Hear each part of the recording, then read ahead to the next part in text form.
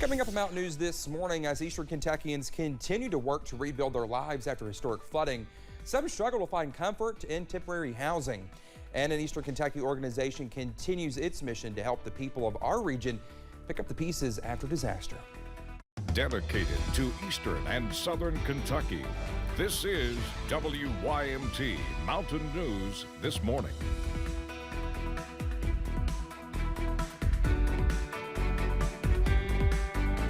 6 o'clock on this Tuesday morning. I'm Dakota Makris. Good morning to you. Thank you for waking up with us this morning. Let's head over to Brandon Robinson for a look at our forecast this morning. And Brandon, it's going to pain me to do it, but I got to give you a compliment. Oh, wait a minute. Wait. Let me sit down somewhere. Hold on. Okay. Go ahead. I'll hold on to this desk here. Okay. The donut forecast that you debuted this morning, I loved it. Listen, I thought it was cute. It was. I was going through some graphics here, so I was like, that looks pretty cool. I mean, it made me hungry for a donut, but it was exactly. But I really liked it. It was something fun. I'll try to show it again a little bit later. So can a viewer document this that I gave you a compliment? Listen, can somebody write that down? Somebody record it. Actually, I'm going to clip it from the newscast, and I'll post it up on the. We'll put it in the archives. That's exactly right. That's exactly right. All right, let's talk about our ongoing problem this morning, and yes, not to sound like a broken record, fog. Visibility numbers are rough out there this morning, so continue to be vigilant, continue to be slowed down, continue to be careful, continue to be safe as you head back to work and school this morning. So just again, low visibility, anything less than 5 miles, which is 90% of this map, basically. 5 miles in London, 9 miles in Ashland. Everybody else is well below that, and most folks are close to zero visibility. So just take it slow, take it easy out there. UVA-wise, a little fog over that way this morning. 61 over there in Southwest Virginia, 59 in Clintwood, 64 Pikeville, Manchester, and Logan. Everybody else there in the low 60s. So a comfortable and cooler morning out there right now. So a little bit extra on your coffee meter for temperatures, but overall a normal day, even though we're Monday 2.0 today. Your breakfast forecast, we are going to be seeing with your frosted weather wheats, some temperatures that will climb slowly into the mid-60s as we head deeper in the morning hours. And then when the sun comes up, the temperatures will soar. Dakota? All right, Brendan, thank you. As communities work to rebuild from last month's flooding, well, they're facing many obstacles. Right now, getting building supplies such as drywall and insulation is proving to be challenging. Chad Hedrick shows us how supply chain issues and overwhelming demand in Breathitt County is putting a strain on Aspire Appalachia as it works to help communities rebuild. It is beyond heart-wrenching to see this in our community. All across Breathitt County, the scars from the floods are still very visible. The recovery is nowhere near finished. We are most certainly working with dozens, if not hundreds. In the aftermath, nonprofit group Aspire Appalachia has been working with families on immediate needs like clothing and food, but also long-term, such as building materials.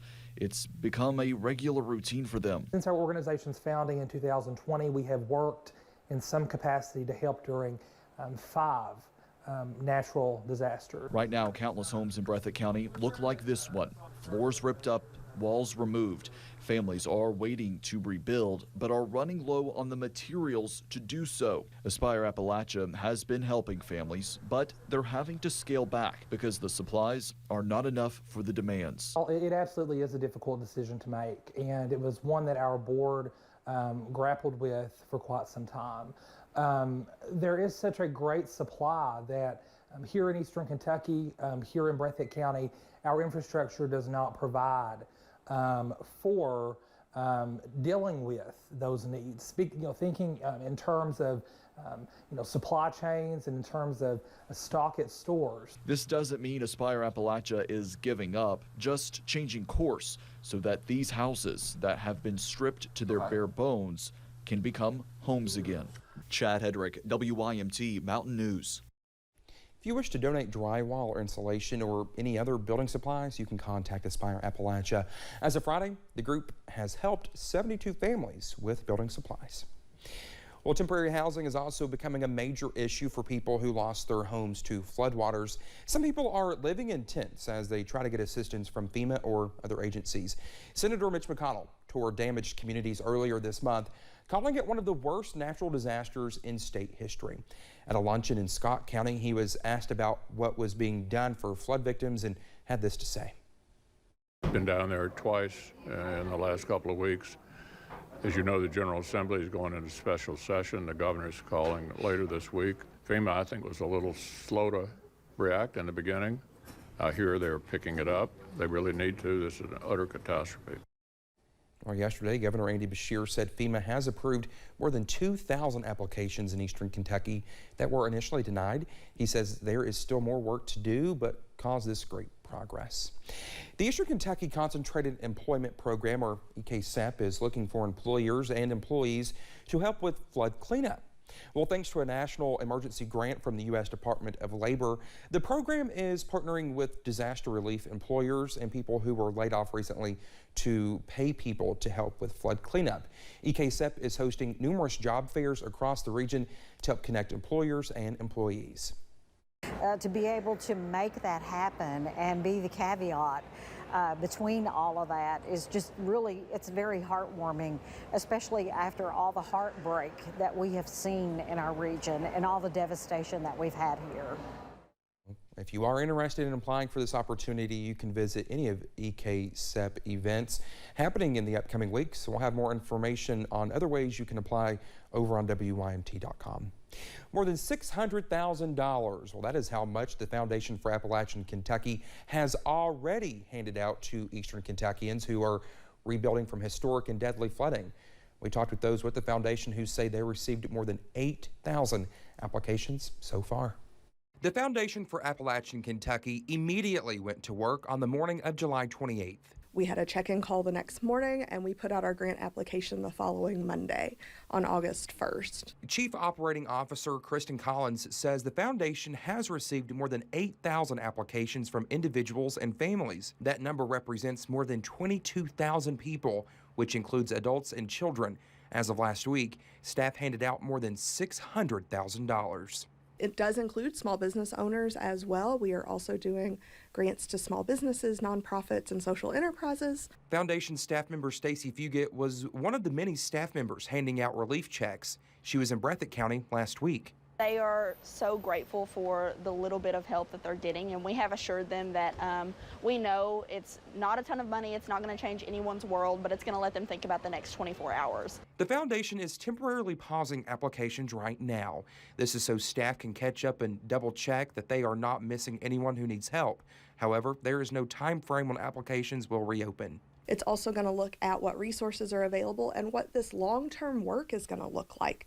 This isn't just short-term immediate needs. We also have to think about how we're going to build back.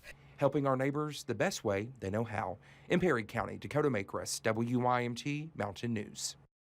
Well, the next donation give out is on Wednesday at pickup locations applicants chose.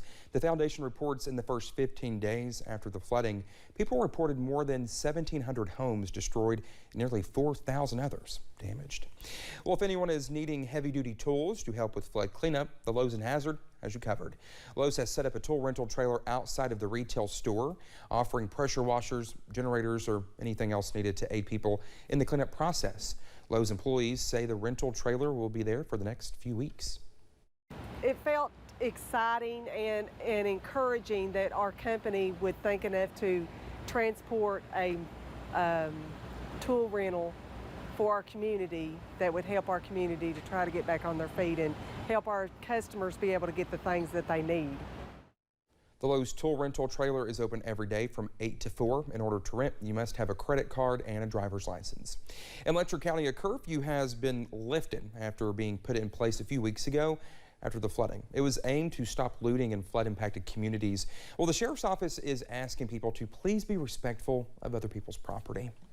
Operation Unite is welcoming its new AmeriCorps members, preparing for the new school year with a familiar mission. Orientation began yesterday for more than 50 members, each heading to a school in the region to focus on drug and alcohol education, student advocacy, and more. Pike County Judge Executive Ray Jones welcomed the members to Pikeville, saying the job they are preparing for is incredibly important. This is a message that needs to be carried, and the earlier we can get into the schools and teach our children about the dangers of drugs and alcohol, the better off we're going to be. Training continues through Thursday, with those involved saying they are just eager to get in schools and work with the students.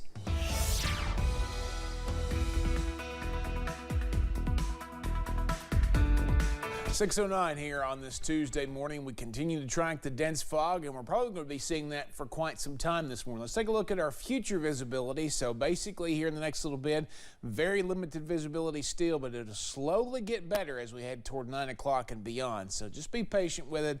Hopefully we can get some of this out of here by about 10 or 11 o'clock this morning and start to see some sunshine across the board. Temperatures 59 Clintwood to 64 Logan, Pikeville, and Manchester this morning. A lot of low 60s out there across the state and region.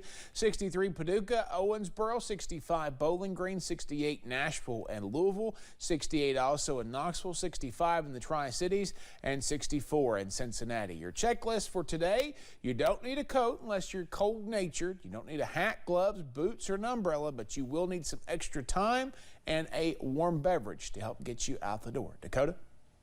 All right, Brendan, thank you so much. When we come back here on Mountain News this morning, another U.S. politician makes a trip to Taiwan to have a meeting all about economy. It's on the way next.